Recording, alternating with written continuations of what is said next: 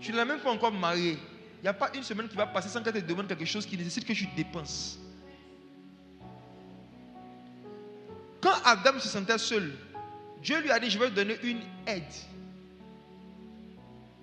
Pas une panne.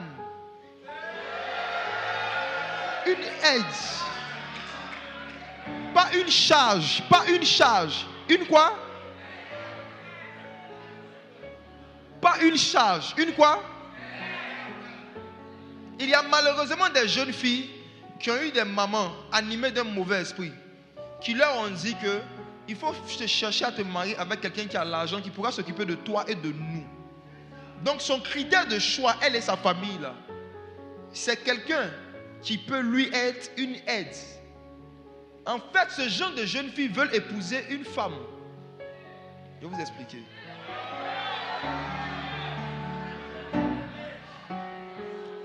Dans l'ordre que Dieu a établi, ce n'est pas l'homme qui est l'aide de la femme.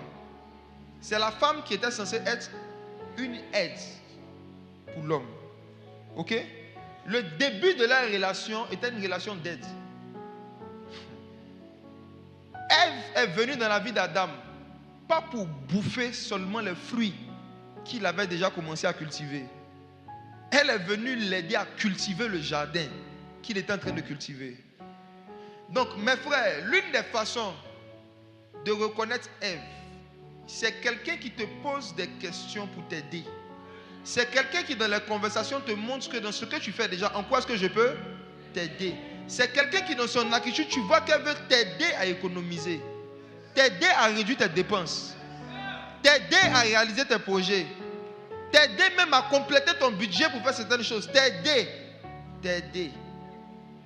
Maintenant, si une femme, elle, cherche quelqu'un qui va l'aider, elle cherche une femme. Elle cherche une épouse. Et il y a beaucoup de frères ici, vous êtes devenus des épouses.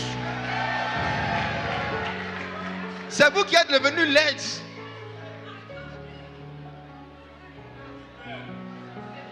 Tu causes avec elle dès le début, elle commence à te dire, ah vraiment, moi avec tel projet, j'ai pris que Dieu envoie un homme dans ma vie qui va me financer. Frère, elle est en train de te dire, veux-tu être mon épouse?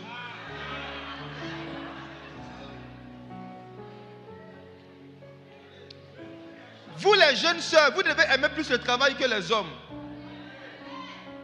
Parce qu'on ne naît pas aide, on devient une aide lorsqu'on utilise son talent pour produire des choses qui peuvent aider quelqu'un.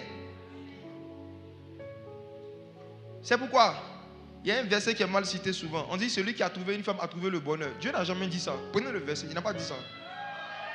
Il n'a pas dit ça. Prends le verset, Dieu n'a jamais dit ça. Ce n'est pas écrit dans la Bible que celui qui a trouvé une femme a trouvé le bonheur. Ce n'est pas vrai. Il y a beaucoup de gens ici qui ont trouvé une femme, mais demandez-leur s'ils ont le bonheur. Lisons le verset. Proverbe, chapitre 18, verset 22. Ça dit quoi? Proverbe 18, verset 22. Oui. Celui qui trouve une femme. Celui qui trouve une femme. Oui. Trouve le bonheur. On n'a pas dit à trouver. On dit trouve. C'est le présent continu. Ça veut dire quoi? Celui qui trouve une femme est en train de trouver le bonheur. Il n'a pas encore trouvé.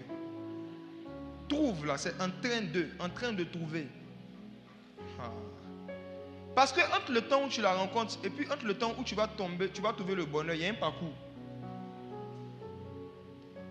Et en général, le bonheur à la fin du parcours, ce n'est pas au début.